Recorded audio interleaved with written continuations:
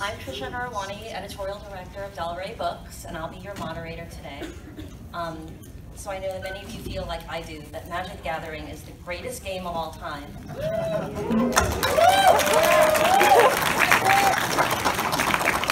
And it's not just because the gameplay and the strategy are so deep, but because it brings us into so many unbelievably cool story worlds. And I'm pleased to share the stage today with some of the people who are creating and contributing to those stories. Our panelists will introduce themselves, and then I'll ask a few questions to get the conversation started. Then we'll have a little fan Q&A. So some fans were able to submit questions online, and our colleague will also be passing out note cards so that you, the audience, can submit your own questions. Our panelists will do their best to answer your questions, but our time on this plane is limited. The panels do not go to extra turns, so we may not get to every question.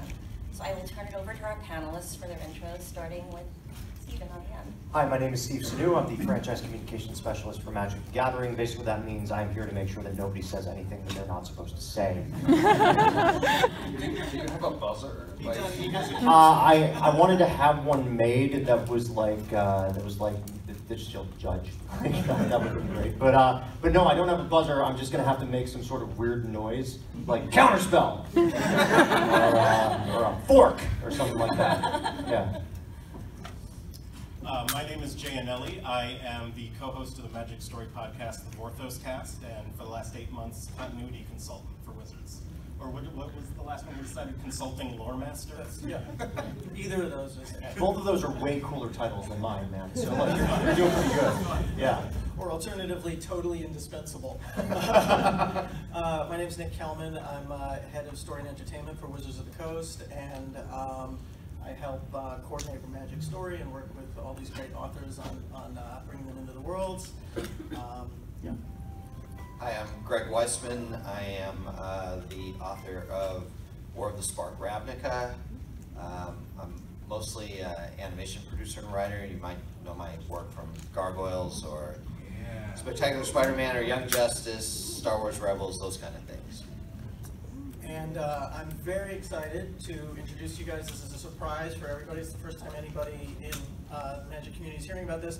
We have Django Wexler, who is a fantasy author, and he has been secretly writing another novel that is going to be the prequel to Greg's novel that will be available through the Del Rey website very shortly. I'm going to hand you a link right there, so if you go to this link, sign up for our newsletter, and go story sent to your inbox. Oh, and it's free.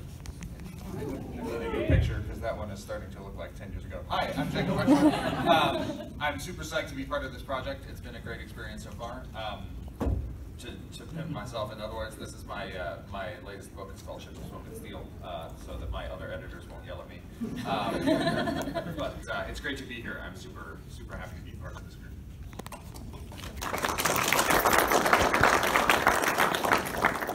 So now we all know a little bit about who you are professionally. But one thing that I enjoy about the Ravnica sets is that you can learn a lot about someone personally based on what guild they prefer. So if you had to choose to join a guild, which one would you choose and why? And let's start with Django. Oh no. It really depends on like what I'm feeling. Like sometimes it would definitely be Dimir.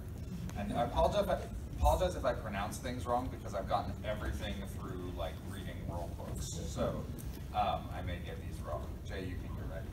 No, I'm literally the worst at pronouncing. Okay. So it could be Dimir, but it would probably be Izzet. I have always felt that I'm a kind of a mad scientist at heart, and I love that stuff. In my former life, I'm a computer programmer, and I spent time doing AI research, and that definitely had a kind of mad science flavor to it, although our things rarely exploded, and never really worked that well, so I guess I have that in common. I really love Rakdos stuff. The stories that you haven't seen, but I have, that Django's written, and also what Nikki has been writing on the website. I love Rakdos, but I, of course, am nothing at all like that. So unfortunately, I think I'm probably more like Azorius. Very buttoned down and boring. But I aspire to be Rakdos. So this is a very interesting question because, so in my former life, I was also an author. And when I first got to Wizards, I kept saying exactly what Greg just said. And then this week we had 2 or 3 other authors in, and they kept saying exactly what Greg just said. And I'm starting to think that if you were an author, you want to be Rakdos, but you end up as Azorius, which I think actually kind of works. With like a kind of a sad-looking clown that says aspiring. I think it's like we have all of this like creative energy and rage that we want to express somehow, but then we have to organize everything into neat little boxes and outlines. And so I think that's yeah, it's the same for me. So for me, it would definitely be, is it? In my real life, I work in emergency management, so explosions and disasters are kind of my thing. And is it would give me a lot of job security? All hail to the eternal glory of the Azorius Senate. So we are so close to the release of War of the Spark, the third new set that takes place in the world of Ravnica. Ravnica is such a fan favorite. Trisha, I feel world. compelled to tell you that there's something wrong with the presentation. Oh my But it's God. fixed now, It's fixed. so it's I fine. have to stop counting rule style. So this question is for any panelists who has strong feelings about this. What do you think makes the world of Ravnica so resonant for fans? I think it's one of the most complex and relatable worlds compared to the real world. So we always sort of refer to it internally as New York City. And so I just think everybody can sort of find themselves and see themselves somewhere in Ravnica. And it's one of the reasons that with the recent stories we kind of wanted to make Ravnica the star of the stories. So the stories that have been up on the website for the last couple months that Nikki Drayden did, we wanted to do day in the life stories. I don't know, we're at a Comic-Con. I hope some of you know or remember Marvels from about 20 years ago, which really made an impression on me back then, where it was the story of the Marvel Universe, but told through the eyes of a civilian from a street level. And I just thought that was a really interesting angle on Ravnica. But the reason for that is because I think it's so relatable. We can all see ourselves, at least in the guilds, but also in just the daily city life. So I think that's what it is. I mean, I can't speak for fans, but I know what made it super appealing to me is that the conflicts are all a little more under the surface. I mean, obviously that changes as we get towards the big blow up in the storyline. But it's a city where people can be sort of going about their daily business, but then also there's all this wonderful sort of intrigue, and yeah, it's not an open war with monsters against heroes. It's all this like more subtle stuff, and that's always really appealed to me. And so it's a great setting. Yeah, that's interesting. I mean, it's true because even the conflict then is more relatable in and of itself. It's like it's not fantasy conflict. It's kind of conflict between characters or political conflict. Yeah, I mean, most of us don't live in like a war zone where we're being attacked by rampaging orcs, but we probably live in a world where Speak for yourself, Django. I did live in Pittsburgh, but we probably live in a world where there's like political and social conflicts. I mean, most of them. Right, so the guilds are honestly one of my favorite bits of Magic lore. I love how it interacts with Color Pie on both a gameplay level and on a thematic level. I feel like the two are in such close harmony that you can understand a Dimir strategy when you start to think like a member of House Dimir. So Nick, how does color philosophy impact Magic storytelling? So it's, I mean, it's deeply embedded in it. One of the way that I have found it most useful is in bringing authors into the universe, because we have so many characters. And it can be very daunting to get up to speed on all of them, but if you know the color pie, you can look up somebody's card and immediately have a sense of who they are as a character. And then beyond that, it also kind of, and again, this is purely from kind of an editorial perspective, but it helps storytellers kind of stay within the right bounds for a character. So if you know that Chandra is a mono red character, you're not going to ever have her sitting down and solving a chess problem, and you just know that. So it's unless you made her sit down. So yeah. that'd Good be interesting luck to with that, see. Greg. Does the chess problem involve setting the board on fire? There's always one solution to every chess problem for Chandra. Yeah. Yeah. So it's an extremely useful tool for people to get up to speed and get into the universe and know who characters are and who the worlds are and how the creatures behave and how the guilds behave because of the color pie. That's what I found is that, particularly with the guilds, that when the first thing I'm told is there are 10 of them, I'm like, I'm never going to be able to keep them straight. It's just too much. My brain isn't that expansive. But the color pie suddenly made that easy. So, you know, I went from being completely overwhelmed to, oh wait, I get this, very rapidly because of the color pie. And that organic composition of 2 colors per guild, again, really appeals to my button down and Zoria's mind. So categorized. And how many characters are more? 100 and named characters? 120? It's over 100. I want to say it's like 150, but I can't remember. But it's definitely over 100 named characters, each of whom gets at least a moment of sort of screen time, so to speak, and many of them get way more than that. And if it wasn't for the color pie, I don't think you could have gotten all of them. No. in one, Yeah, it's definitely useful. So speaking of the characters, the Gatewatch is a big part of the Ravnica story and the story of War of the Spark. The story of the Gatewatch now spans several sets. How do you balance telling this larger story of the Gatewatch with the unique story of each plane? I feel like, I'm sorry I keep answering this, but it's hard because obviously for Magic we always talk about the planes as characters as well, and obviously the Gatewatch storyline has been front and center for several years at this point. And obviously the Gatewatch characters are among our most popular, so we want to make sure that we are focusing on that story. But it's a question of finding ways that the characters can interact with the world. So sometimes when we start out with an outline, the Gatewatch story, or the Planeswalker story as we call it, will be running alongside what's happening on the world, and we kind of know that that's already probably not heading in the right direction. We have to make sure that the two things interact closely, and whether that's making the villain a legendary character who's part of that world, or there's other ways that we do it. But yeah, it's important to make sure that they're integrated, and that question will be easier to answer in a few months as well.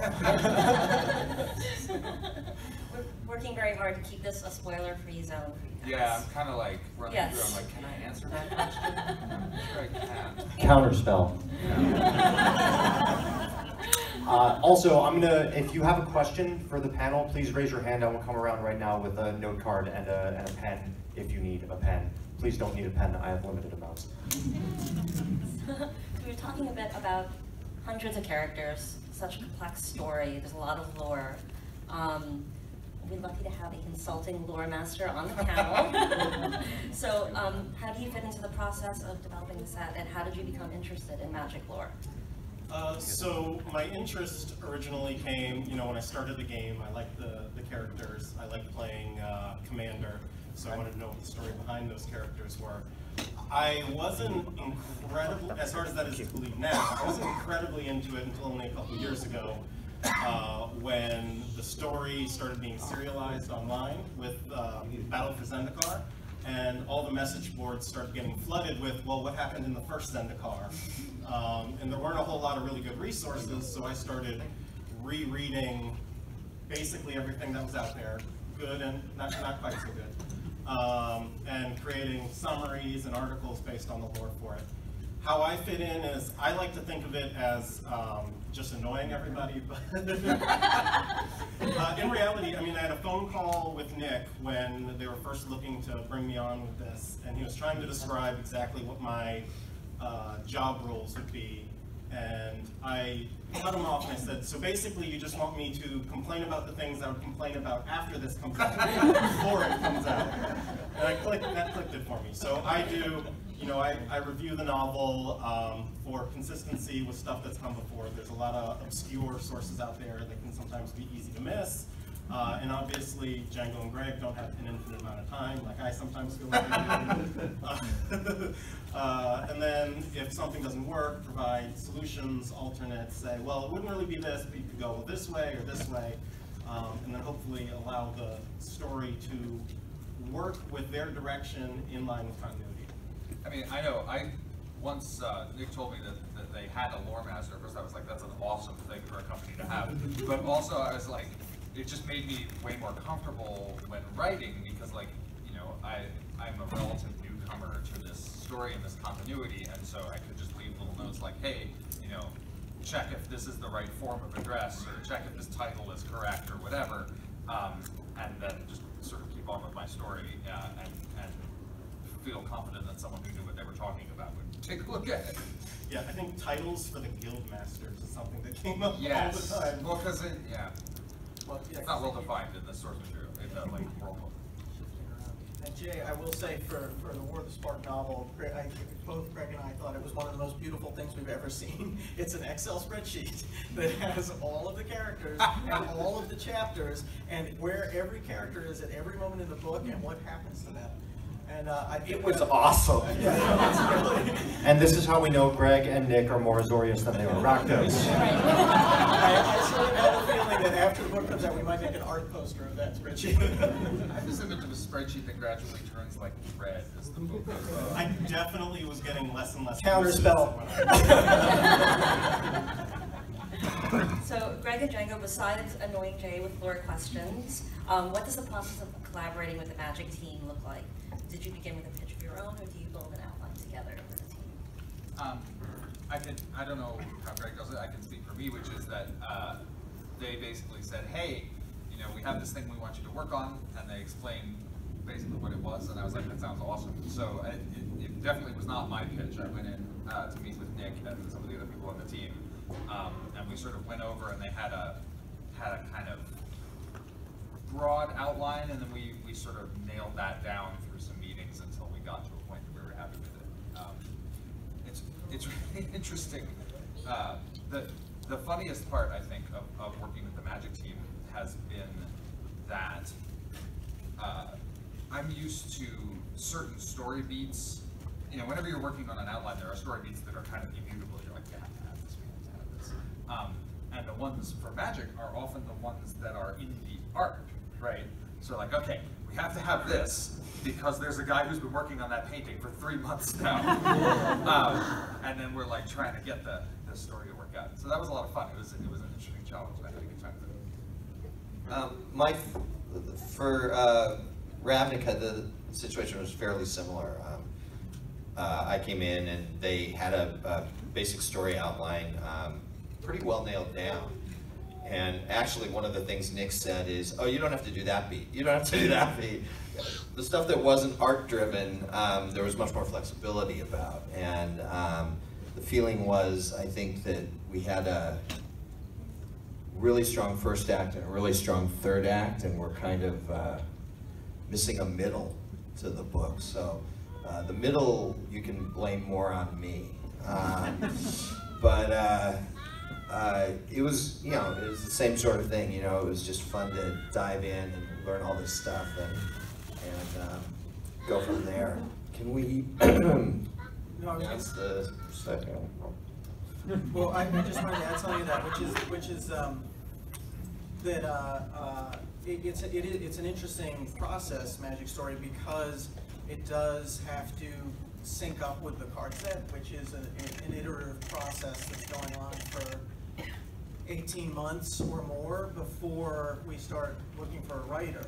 And so a lot of the world building decisions or the story decisions or who the planeswalkers are going to be is worked out months and months and months and months ahead of time, and then we bring in an author and we're like, okay, here are your characters and here's the world, and 18 months ago we decided that this was the beginning, middle, and end of the story. Have fun. So, and it's there's a lot of back and forth after that point too, and sometimes we have iterated on art, or at the last minute made a small change and things like that, so that if there's some really key beat that we want in the card set, we get that in at the last minute. I mean, I can give one example, I think. Steve will stop me if, but Teo got younger. Yeah, that's a very good example. Yeah. Teo as concepted, and even into I think the second iteration of the card art was 24 to 30. And once we started working with Greg, he really had a lot of great story reasons for Teo to be younger, so that his interactions with some of the other characters would work better and be more believable. So yeah, we pulled in an emergency reconcept on that one, and started working on the art all over again. I know Nick would present me with some pieces of art from the set, and they're like, here's some cool stuff that doesn't yet have a story role. Yeah. So if you can think of something that this could be, Yeah. then like maybe that would be Well, awesome. and it's interesting too, because I think for whatever reason, I think people often think that writers and artists work in a complete vacuum and everything comes out of your head, but at least in my experience, almost everything is prompted From your by feet, really from your feet. It's great. It's like one of those story games where they have like art that you see aloud. And Yeah. you try to come up with a story for it. It's Yeah, nice. so in some ways, I think people hear that and they think, oh, that sounds strange or unusual, but actually I think it's the way that most books are written. It's just that you see something on the side of a bus, or you overhear somebody's conversation and you put it into your book, whereas we give you some of the writing prompts. And it's worked the other way too, where authors, and I think this happened for both of you, where you were going through the card set art and we're like, oh my God, who is this? I love this character or this scene, what is this? And can I put it in? And, yeah. It helps when the art is as awesome as your art usually is. Do you guys like the art on Magic cards?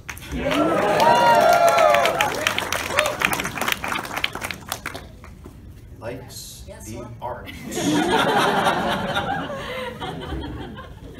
Well, Greg, you just mentioned Teo. Can you tell us a little bit about, this is a new character for the novel? Right, yeah, so Teo, for the book, is really kind of the point of view character. Not that every chapter is from his point of view, that's not the way it's structured, but he's me. Kind of an idiot, not familiar with this world, didn't know he was a planeswalker until 5 minutes ago. 17 years old. Yeah. In my heart, I'm still 17. Plus 38 years. But anyway, he's never been to Ravnica before, didn't know he was a planeswalker, and so doesn't know what a planeswalker is, doesn't know all this stuff. And he was an important entry character for me, because I came to Magic as a MTG virgin, and I felt that, yeah, we wanted a book that worked for all the fans of Magic, but we wanted a book that would also be a gateway for new fans, and that they would need to be introduced to all these concepts and the guilds and the city of Ravnica and the blind eternities and all this stuff.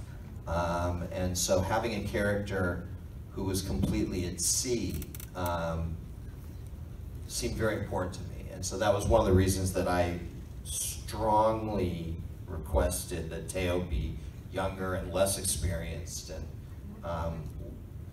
and a little more naive than the first piece of art I saw looked. He seemed very experienced and confident and all this sort of stuff, and so we brought him back down to a more, to a younger and less experienced, more naive place. So Teo's not the only new character. We also have Rat. Can you tell us a little bit about her? So, Rat's a character that I created. And Rat was sort of a character that I initially wanted to pair up with Teo. That is someone who knew Ravnica. She's a street urchin. She's 16 years old.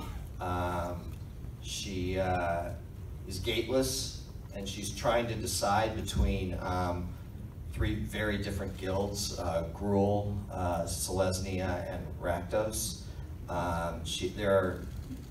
It'll make more sense when you read the book, but because those are very different, but there are reasons why each of those guilds at different times appeal to her. But because she knows Ravnica backwards and forwards, because she has entrees in multiple guilds, she was a good character to sort of bring Teo and thus the reader up to speed about what's going on. There's a character that, again, you guys haven't seen yet, named Hikara, that Django created, who I adore. So I made, without asking Django's permission, Rat and Hikara best friends, and then told him after the fact. Joys of collaboration. Right. It's like, I really like her, so I'm gonna make my character her best friend. And that was just a lot of fun. So, and I created this character because I felt the need for the character in the book, but then I got very excited to learn that they were actually going to. Are we showing this? Or? Oh, yes, a big surprise for the panel. We have created art for Rat, our new character. So the art is by Magali Villeneuve. Many of you know her work for Magic. She also created the cover for the novel. So Greg, how much direction did you give Magali in creating Rat's look? Well, a lot of it's just how she was described in the book. Because Rat was one of the few characters who had never had a picture drawn of her, there was never a card of her before, I had to really make sure I described her in detail in the novel because, you know, Gideon, Chandra, etc., there are a lot of pictures you could go look at and see what they look like. But Rat, there was nothing. So what I tried to do is show influences of Gruul and Selesnya and Rakdos all in her costume. She has a belt that's got leaves and berries, and she's often eating off that belt. And there's, you know, what I love is that there's a little, she's cute, but there's also, you can see a little bit of the rat in her face too. There's that I just find adorable. So, I mean, I described the character, but I love how that was brought to life there. I just think it's fantastic. Rat is her nickname, right? Her full name. Yeah, her full name is Arathia Shakta. You're talking a little bit about the dynamic between Teo and Rat.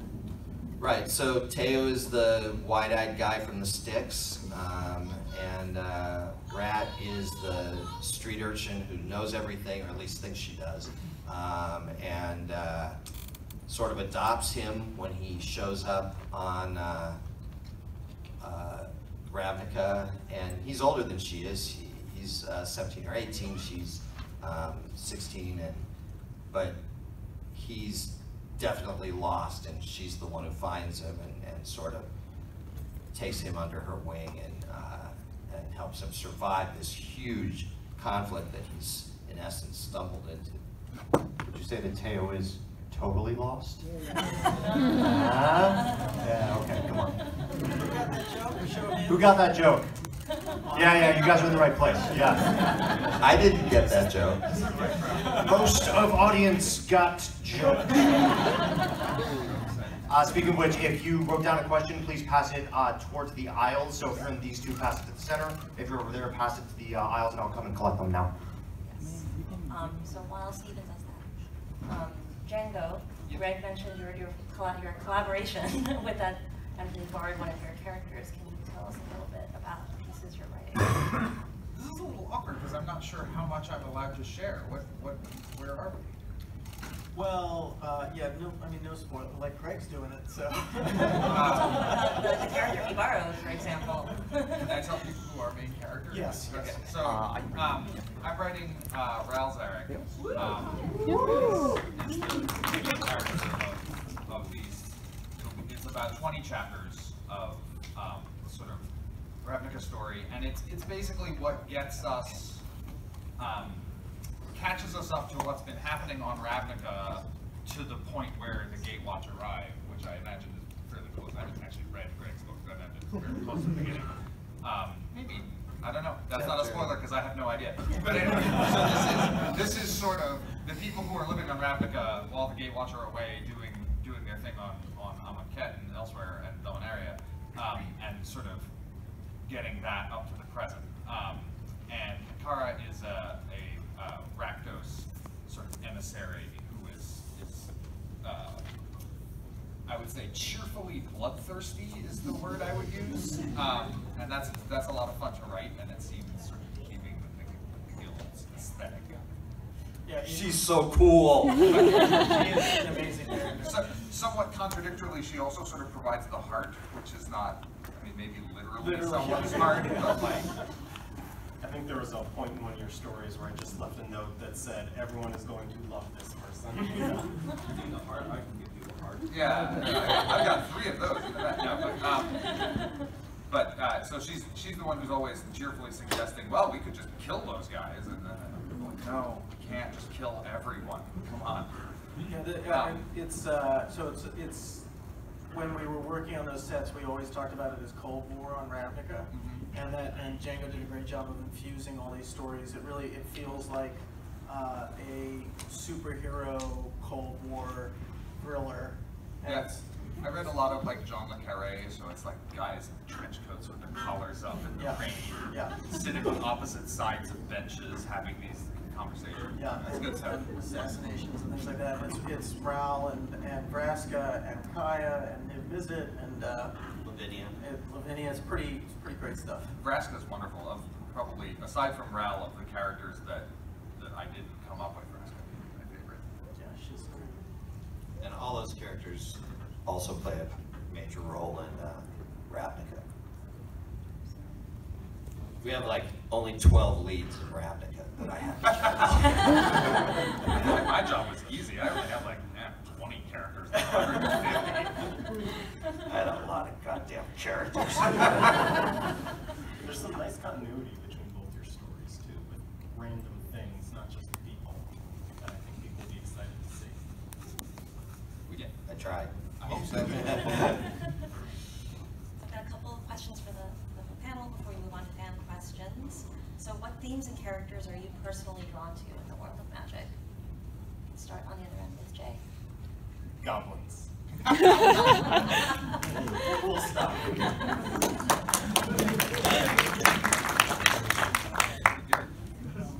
Themes and characters, is that what you said? Yes. That's a tough one. Because I hope that we explore lots of different themes. I mean, obviously, you know, the hero's journey is really important. Seeing how those characters can succeed. I mean, I guess I can only sort of answer that question from a work or editorial standpoint. Like, you know, for us in the last couple of years, it's been about trying to make the stories more relatable. And so I think for me, like, again, because they're out in the world, I'm referring to them because no spoilers for these guys, but like if you're reading Nikki Drayden's stories, we worked really hard to make those very relatable and down to earth in a magical world. So I think the themes of relatable humanity, honestly, are the things that I'd like to see us move more towards, and I think we've been doing a good job of recently. I'm a sucker for dragons and angels, which is really lame, but there you go. It's just old school. Just the first thing that came to my mind when you asked that question was guilt, culpability, Jewish guilt, I guess. You know, is that really interests me, and it plays a big role in Ravnica. A whole squadron of battalion of characters in Ravnica have reasons to feel guilty about what's going on. And it's fun to contrast all these different characters' sense of culpability with Bolus's glee over how it's all turning out. So that's not by any means the only theme of the book, but when you asked that question, it was just the first thing that popped into my mind.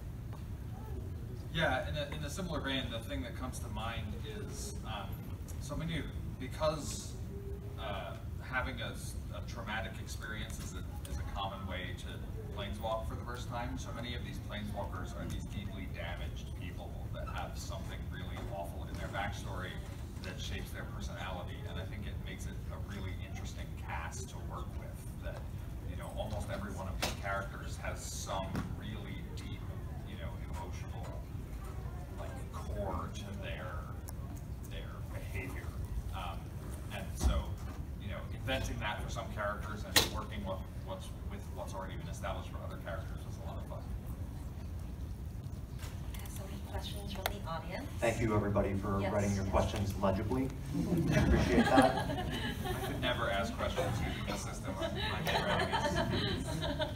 You all did a great job. So if you think your handwriting is not legible, give yourself a, you know, A+ or something like that. So, who is your favorite planeswalker and why? Sorry. So I have 3 favorites, but I'll restrict it to 1 today. So I love the character Duretti for obvious reasons, one of my favorite themes. But no, in all seriousness as well, I also like him because he's one of the only disabled planeswalkers. I was in a really bad car accident when I was 19, and I came about this close to losing my legs. So having that kind of character represented in there, even if it's just so that they could prop him up into the frame, is still pretty cool. Elspeth Terrell. Also, he's an artificer, and I like those two. Also that. No, it's cool. He's an artificer. I love Elspeth Terrell. I love Elspeth's story. I hope we get to see her again at some point. An easy question, finally. Tamio, because she has story magic. That one's simple. Liliana is probably my favorite. She's just so complicated and messed up and doesn't always know it. I just love that.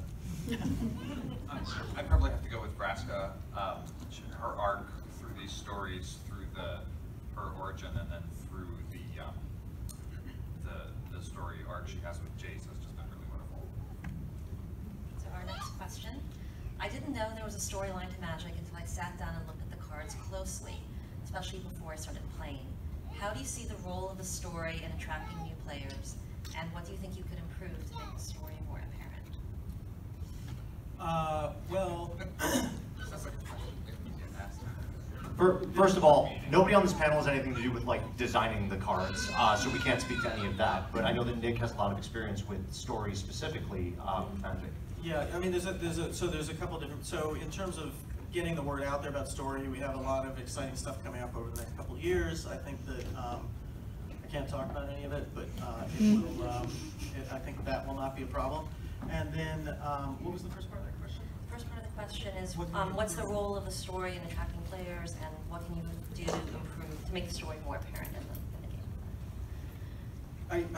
I mean, improving story, like, I think that comes back to the relatability thing. Like, like the summer story last year with Bolus coming up in this, it being such a major character in these stories that are coming out now, we felt like he'd always been portrayed in a relatively kind of arch villain, mustache twirly kind of way, and we really wanted to dimensionalize him.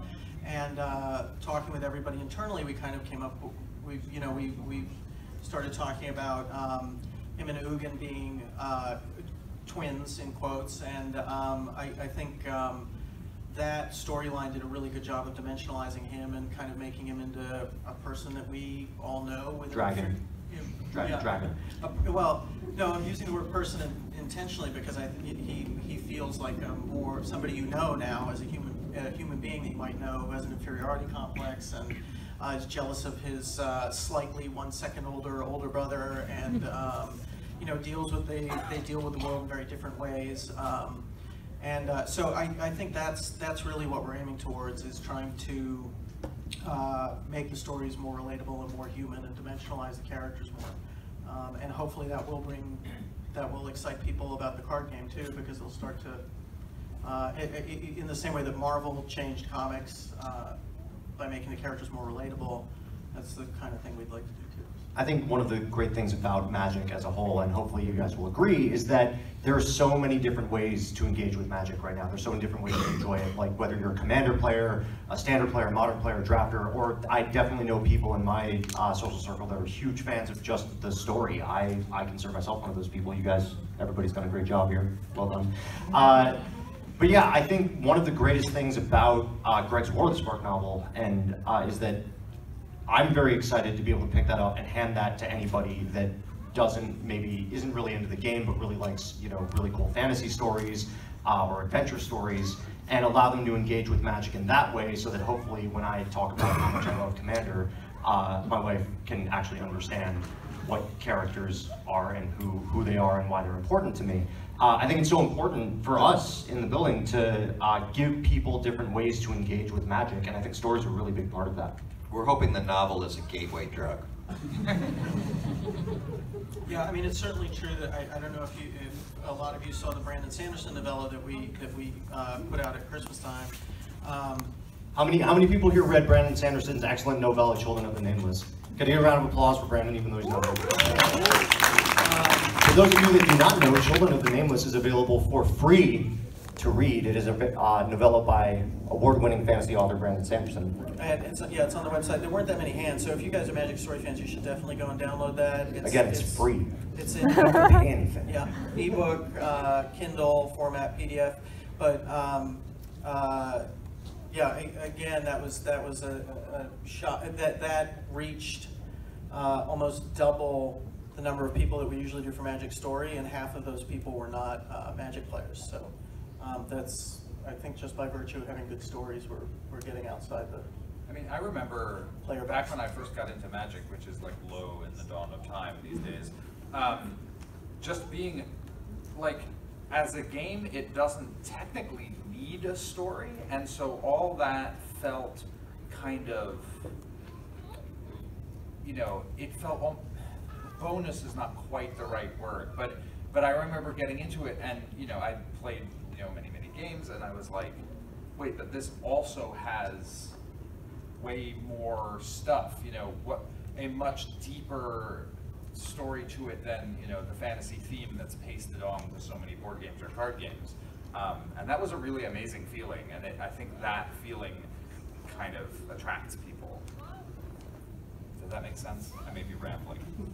No, I actually, we talk about this sometimes, because I think you can tell in our art how much more work there is behind the art in terms of world building than goes into a typical piece of fantasy art. And what you see in the art is just the surface, but all of that world building shows through somehow, whether it's just some background detail, but on some level, some subjective level, people see the art and they know there's all this story and world building behind it, so then they want to experience it. I mean, I play a lot of board games, a lot of card games, and you see a lot of them, it's like, there's a dragon, or a troll, or whatever, and it's just kind of generic, and often they have great art, they gave the artist a brief, but it's not connected, and so looking at Magic, you see the art, and it gives you the impression that this is a real world that you're sort of looking through a window onto. It's nice because it allows fans to engage at various levels as well. So a Magic Story fan is usually called a Vorthos, and they're people who are just fans of the art or just fans of the story through the cards, and then you get deeper and deeper and into different fields, and it allows a whole lot of different engagement. Any Vorthoses in the audience today? Yeah, all right. Excellent. Thank you for coming to our panel. So, It's not Vorthai. I have no idea. Vorthoses. Should be Vorthoi, shouldn't it?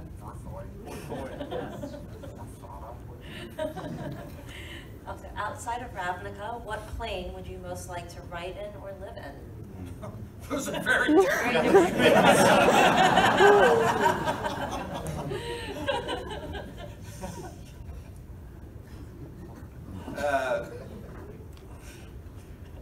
Live in would take me too long to figure out, because because Ravnica is probably where I choose to live, but I definitely am.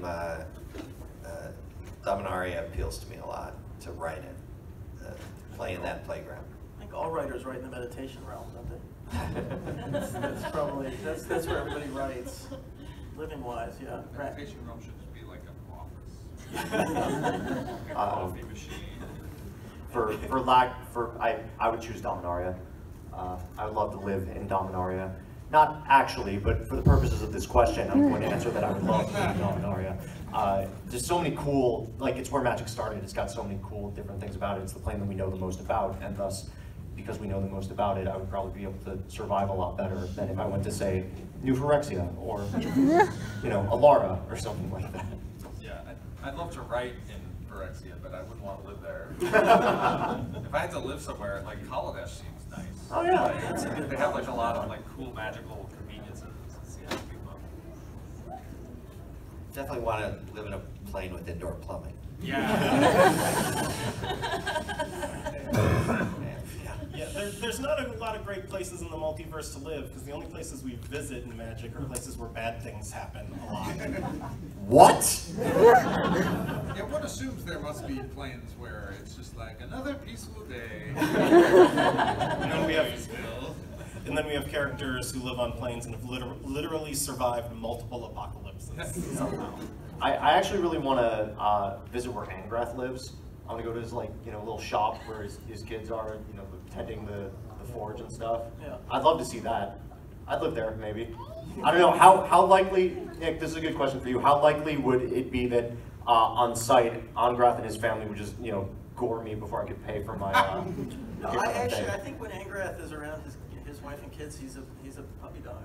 I think most of his anger is the fact that he got sucked away from his children. You do realize that anger is literally part of his name, right? Yeah. No, I know, but yeah, no, I mean, he got sucked away and couldn't get home. It's very dad relatable. Very that's true. Yeah, That's true. If there's traffic on the 405, I get pissed off. It keeps me away from my son for 5 minutes. I'm angry, forget a few years. And Pirate World, that's why he's pissed off. If he was home, everything would be fine. So our next question, where the heck is Garrick? I don't know, where the heck is Garrick? Yeah, who's Garrick? Yeah. No, I'm kidding, I know who Garrick is. Yeah. Patience. Yep. Not too much patience. Okay, so I have a question for Greg. With Davriel Kane being a new planeswalker created by Brandon Sanderson, what input did Brandon have in your writing process when you integrated Kane into War of the Spark?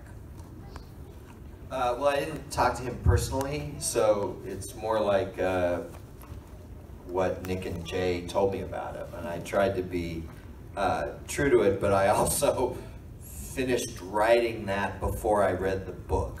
But to be fair, it's because you were both writing at the same time. Right. So, yeah.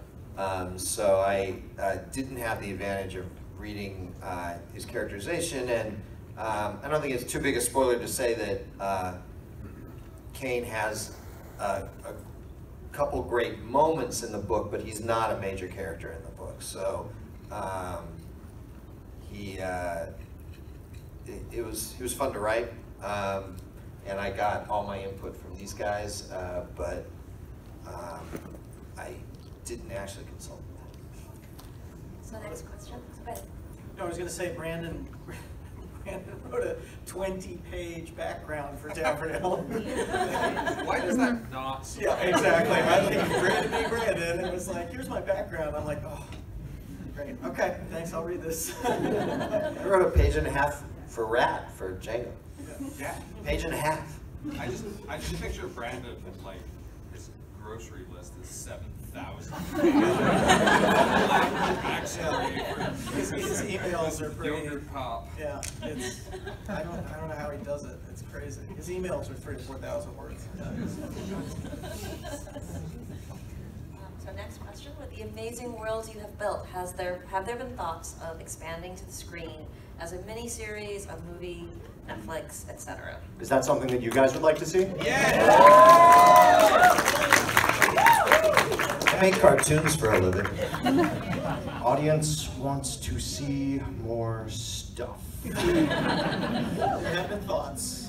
There are always thoughts, especially when the reaction by our fans is that big. It's something that's on our minds, but nothing to talk about right now. Great. So since the wedge theme in cons was patched in during development, will we ever see different interpretations of the wedge philosophies?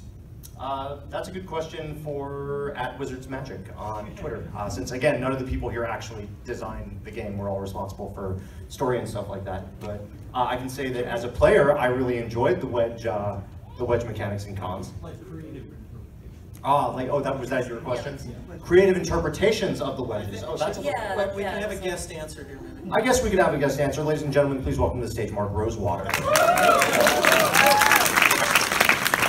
We have wedge planned again. In terms of creative interpretations of wedges, that goes back, I guess, to the color pie stuff that Nick was discussing and that Greg was discussing earlier.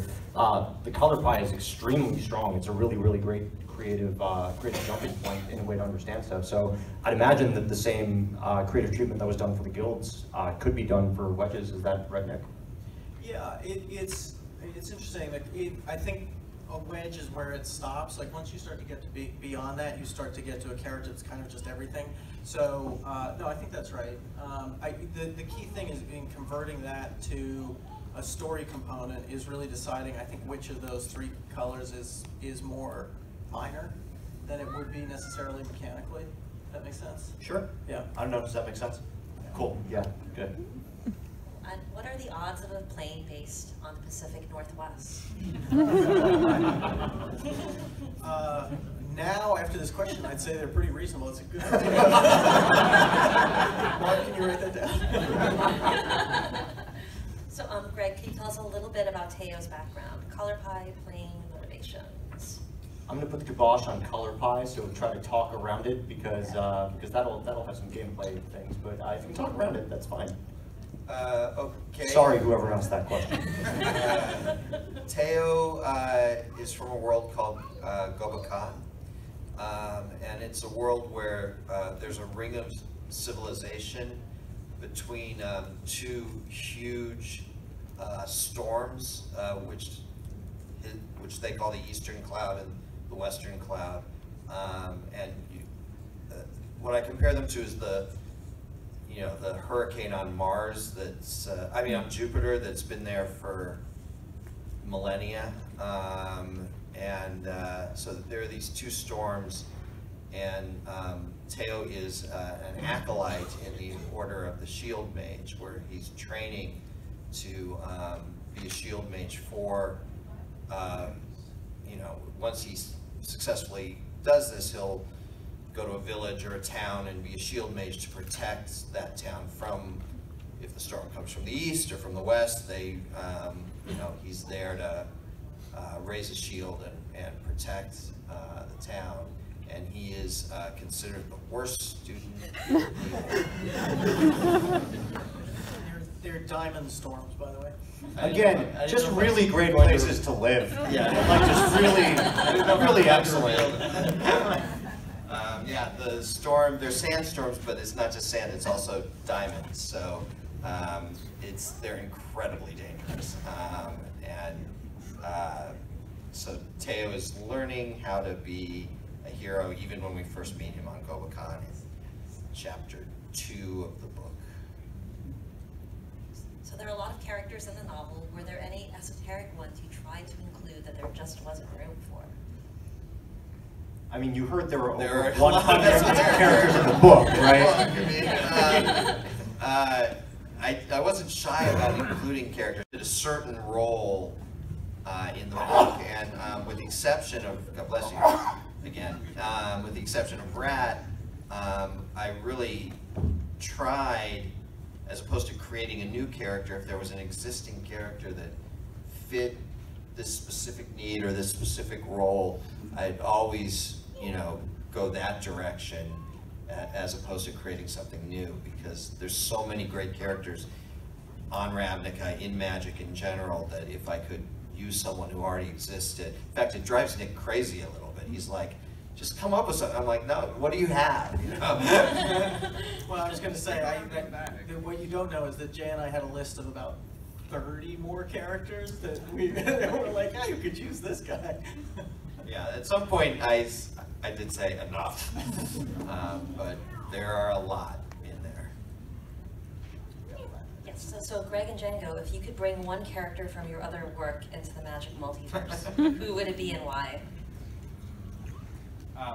ECCC, who's the main character from this book, would fit in really well in the Magic multiverse. She has sort of energy blades and magic armor, and it'd be a pretty good power set. I bet you could make a good card out of it. And she's also just like incredibly calculating and ruthless. She's definitely like probably Demir, maybe Orjo. I should go through and make guilds for each of my characters. In the same vein, I'd probably choose Demona.